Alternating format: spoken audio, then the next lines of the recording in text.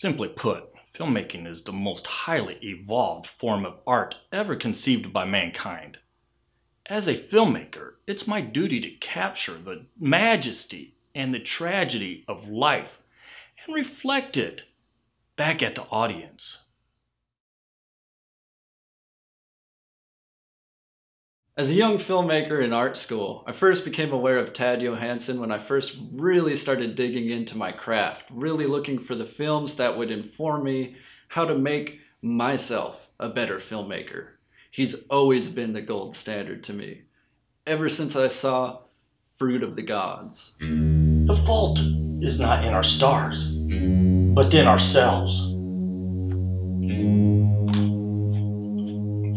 Fruit of the Gods is a masterpiece. Tell me about your decision to make Fruit of the Gods. Well, Fruit of the Gods, it symbolizes love and happiness. When you're in love and when you're happy, everything tastes good and everything feels wet. It just inspired me to make a film about putting fruit into my mouth. Fruit of the Gods was your first film, and it was successful. And it launched you into a series of successes. So Hero Lost in the Woods. That was a real turning point in your career, right? What would you say the budget was for Hero Lost in the Woods? It was $650 million. I've got a bad feeling about this. $650 million. Yes. Tell me about making a movie with a budget that large for the first time. What was it like for you? It felt like any other day. You know, Steven Spitzer, the producer, called me up. And when I answered, I was sitting there thinking, this guy is awfully lucky to be talking to me, Mr. Johansen. He's stepping up. You know, he's moving his game up. He's going to put me into the film. Understandable.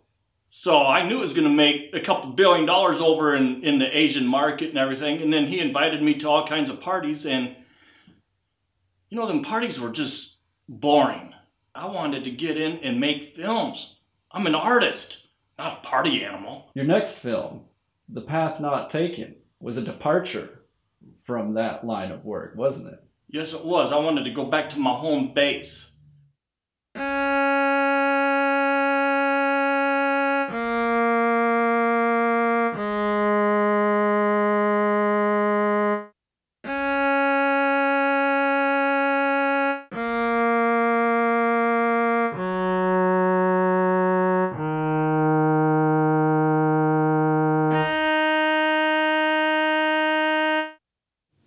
Given the chance, would you go back and make Hollywood films again? Nope.